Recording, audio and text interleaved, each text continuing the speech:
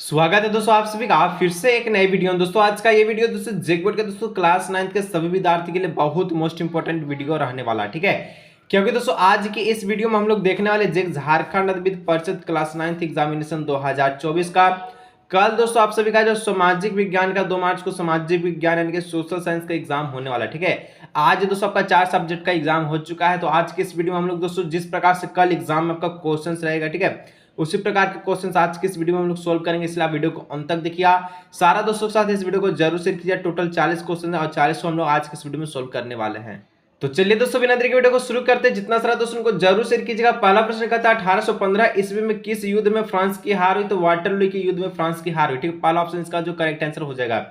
दूसरा नंबर प्रश्न कहता है क्रांति से पहले फ्रांसीसी समाज में कितने वर्ग में विभक्त था? ठीक है, क्रांति से पहले फ्रांसीसी समाज कितने वर्गों में विभक्त था? तो टोटल 3 गो में, ठीक है। का आपको पता होगा, पादरी हो गया, कुलीन हो गया, ठीक है। इस प्रकार से चलिए 3 नंबर कहता है चर्च के विशेष कार्य को करने वाले व्यक्ति के समूह को क्या कहा जाता है? जो चर्च का विशेष कार्य करता है उसको दोस्तों हम लोग पादरी वर्ग कहते हैं, यानी ऑप्शन नंबर ग हो जाएगा, ठीक है। आगे बढ़ते हैं नेक्स्ट। तो फ्रांस का जो संविधान किस वर्ष हुआ, ठीक है, यानी कि फ्रांस का संविधान कब बना? तो 1791 में, ठीक है। 1791 में फ्रांस का संविधान बना। ऑप्शन नंबर इसका जो गा हो जाएगा करेक्ट आंसर। चलिए 5 नंबर दोस्तों कहता है फ्रांस में 1793 से 1794 मध्य के, ठीक है, काल को किस नाम से जाना जाता है? तो इसको आतंक राज के नाम से जानते हैं, ऑप्शन नंबर का हो जाएगा। चलिए आगे बढ़ते हैं 16 नंबर। तो कहता है 1917 में पूर्व रूस पर किसका शासन था? तो जार निकोलस द्वितीय का, ऑप्शन नंबर खा हो जाएगा, ठीक है। आगे दोस्तों आपसे 7 नंबर कहता है रूसी संसद का क्या नाम था? तो रूसी संसद का दोस्तों नाम था ड्यूमा, ऑप्शन नंबर घ हो जाएगा इसका करेक्ट आंसर, ठीक है। 8 नंबर वोल्शेविक पार्टी का नेता कौन था? तो वोल्शेविक पार्टी का नेता ऑप्शन नंबर का हो जाएगा लेनिन था, लेनिन, ठीक है। चलिए 9 नंबर रूसी क्रांति का मुख्य उद्देश्य क्या था? ठीक है, तो रूसी क्रांति का जो मुख्य उद्देश्य था वो क्या था, ये आपसे पूछा गया है, ठीक है।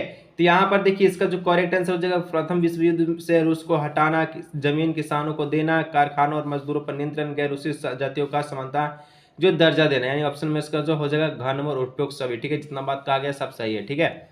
10 में खूनी रविवार के नाम से किस दिन को जानते हैं? तो 9 जनवरी, ठीक है, 9 जनवरी 1905 को जानते हैं, ठीक है। यहाँ पर ऑप्शन नंबर खा हो जाएगा। चलिए आगे बढ़ते हैं। तो 11 नंबर का था भारत का क्षेत्रफल विश्व के कुल क्षेत्रफल का कितना? तो टोटल 2.4% है, ठीक है, 2.4%, ऑप्शन नंबर खा हो जाएगा।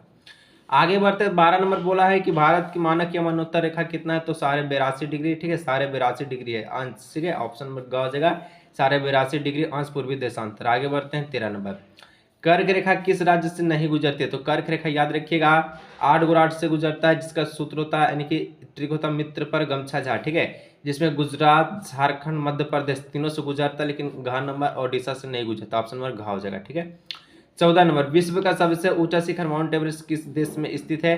तो ये दोस्तों आपका नेपाल में, ऑप्शन नंबर ग हो जाएगा। नेक्स्ट 15 नंबर का था एक स्थलीय भाग जो 3 और समुद्र से घिरा है। तो भारत एक ऐसा देश है जो 3 और समुद्र से घिरा है, ठीक है। तो इसको हम लोग कहते हैं प्रायद्वीपीय कहते हैं, यानी ऑप्शन नंबर गा, ठीक है। जो 3 और समुद्र से घिरा होता है उसको प्रायद्वीपीय कहते हैं, जो 4 और से घिरा रहता है उसको द्वीप कहते हैं। 16 नंबर बाढ़ वाले मैदान के नए तथा युवा निक्षेपों को किस नाम से जाना जाता है? तो खादर के नाम से, ठीक है, ऑप्शन नंबर गा हो जाएगा, ठीक है।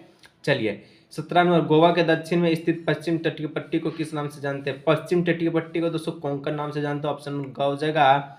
18 नंबर बढ़ते हैं, ठीक है, किस द्वीप का निर्माण प्रवाल भित्ति में हुआ है? तो लक्षद्वीप का निर्माण प्रवाल भित्ति में हुआ है, ठीक है। और ये लक्षद्वीप जो है 4 और समुद्र से घिरा हुआ है, ठीक है, लेकिन भारत आपका 3 और समुद्र से घिरा है, इसको हम लोग प्रायद्वीपीय भारत कहते हैं। 19 विश्व की सबसे बड़ी अफवाह द्रोणी कौन सी नदी का है? तो आपका अमेजन का, ऑप्शन नंबर का हो जाएगा, ठीक है। चलिए 20 नंबर कहता है कौन सी नदी अरब सागर से गिरती है? अरब सागर में गिरती है, तो ऑप्शन नंबर का हो जाएगा नर्मदा नदी अरब सागर में गिरती है।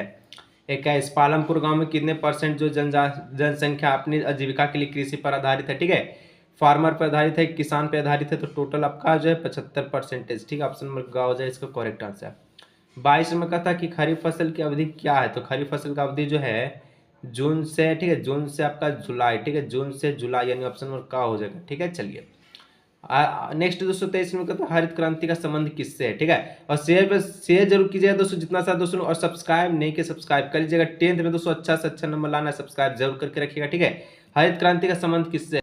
तो दोस्तों हरित क्रांति का संबंध ऑप्शन नंबर का हो जाएगा खाद्यान्न के उत्पादन से, ठीक है। चलिए 24 में से जो कौन से कार्यशील पूंजी का उदाहरण? तो कार्यशील पूंजी हो जाए ऑप्शन नंबर ग हो जाए नगद पैसा तथा कच्चा माल, ठीक है, कच्चा माल। 25 निम्नलिखित में से कौन है गैर कृषि क्रिया? तो गैर कृषि क्रिया यहाँ पर ऑप्शन नंबर ग हो जाएगा, खाद एवं बिजली का बिक्री, ठीक है, ये आपका गैर कृषि क्रिया में आता है, ठीक है। चलिए देखिए, हम चारों ऑप्शंस को नहीं पढ़े क्योंकि एग्जाम में दोस्तों कम समय अच्छा से अच्छा नंबर लाना चाहते हैं, तो अच्छी तरह से जो ऑप्शंस है सही क्वेश्चंस को पढ़िए और सही आंसर को पढ़िए, ठीक है। चार ऑप्शन पढ़ना जरूरी नहीं है, इससे और भी डिस्टर्ब हो जाता है माइंड, ठीक है। 26 नंबर देखिए, कहता है कि नीचे दिए गए कथनों को ध्यान पूर्वक पढ़िए, ठीक है। तो कहता है कि जब मानव संसाधन को शिक्षा तथा स्वास्थ्य के द्वारा विकसित किया जाता है तब इसे मानव पूंजी निर्माण कहते हैं। मानव पूंजी में निवेश भौतिक पूंजी की भांति प्रतिफल उत्पन्न करता है, ठीक है, इस प्रकार से दिया है। तो हम लोग कह सकते हैं कि जो ग अनिक कथन 1 और 2 दोनों सही, यानी ऑप्शन नंबर ग इसका जो करेक्ट आंसर, ठीक है। चलिए 27 नंबर कहता है किस प्रकार की जनसंख्या अर्थव्यवस्था की परिसंपत्ति है? तो शिक्षित और स्वास्थ्य जनसंख्या ये अर्थव्यवस्था की परिसंपत्ति है। 28 नंबर का प्रश्न है कि नीचे दिए गए कथनों में से कौन सा कथन बेरोजगारी को सही तरीके से परिभाषित करता है? तो बेरोजगारी को यहाँ पर ऑप्शन नंबर ग हो जाएगा कि जब प्रचलित मजदूरों की दर काम करने पर इच्छुक व्यक्ति को रोजगार नहीं मिलता है। प्रच्छन्न बेरोजगारी किसको कहेंगे, फिर बेरोजगारी किसको कहेंगे? जो व्यक्ति काम करने की तलाश में लेकिन काम उसको नहीं मिल रहा है, इसको लोग बेरोजगार कहेंगे, और ऑप्शन खा हो जाएगा, ठीक है, खा इसको। आगे 229 नंबर कहता है प्राथमिक शिक्षा में नामांकन के लिए कौन सा कार्यक्रम चलाएगा? ठीक है, प्राथमिक शिक्षा में नामांकन के लिए सेतु पाठ्यक्रम और स्कूल लौटो शिविर, ठीक है, दोनों चलाएगा, ऑप्शन नंबर ग हो जाएगा, कक्षा का दोनों। 30 में मौसमी बेरोजगारी से क्या तात्पर्य है? तो मौसमी बेरोजगारी हम लोग कह सकते हैं कि जब किसी खास फसली मौसम में ही रोजगार मिलता है उसको लोग क्या कहते हैं, मौसम, यानी कि मौसम में कुछ मौसम में काम मिलता है, ठीक है, बाकी आराम से रहिए। चलिए आगे बढ़ते हैं। 31 नंबर लोकतंत्र का अर्थ क्या होता है? लोकतंत्र का मतलब ही होता है लोगों का शासन, ऑप्शन नंबर ग हो जाएगा, ठीक है। चलिए 32 नंबर का था इनमें से कौन लोकतंत्र की विशेषता नहीं है? तो लोकतंत्र की विशेषता क्या नहीं हो जाएगा? स्वतंत्र एवं निष्पक्ष चुनाव का मुकाबला, ये तो बिल्कुल सही है। ऑप्शन नंबर खा एक ही राजनीतिक दल का शासन का नहीं, आपका गलत है, ऑप्शन नंबर खा इसका हो जाएगा करेक्ट आंसर, ठीक है। 33 नंबर का था इनमें से कौन सा कथन गलत है? कथन कौन गलत हो जाएगा? तो ऑप्शन नंबर जो गा दिख रहा है, ठीक है, लोकतंत्र शासन का एक रूप है जिसमें वंशानुगत शासन द्वारा शासन चलाया जाता है, ये गलत है क्योंकि यहाँ पर लोगों के द्वारा शासन चलता है। लोकतंत्र एक ऐसा चीज है कि जो लोगों के द्वारा शासन चलता है, तो इस प्रकार से ऑप्शन नंबर ग इसका गलत है, लेकिन आपके अनुसार यहाँ पर सही है, ठीक है। 34 नंबर दोस्तों कहता है इनमें से कौन सा तर्क लोकतंत्र के पक्ष में अच्छा नहीं है? तो यहाँ पर लोकतंत्र मतभेदों और टकरावों को संभालने का तरीका उपलब्ध करता है, ये तो सही है, ठीक है। और यहाँ पर घ नंबर हम लोग देखिए तो लोकतंत्र नागरिक को सम्मान नहीं बढ़ाता, बढ़ाता नहीं, ऑप्शन नंबर घ इसका गलत है, लेकिन बिल्कुल यहाँ पर आपका सही हो जाएगा, ठीक है।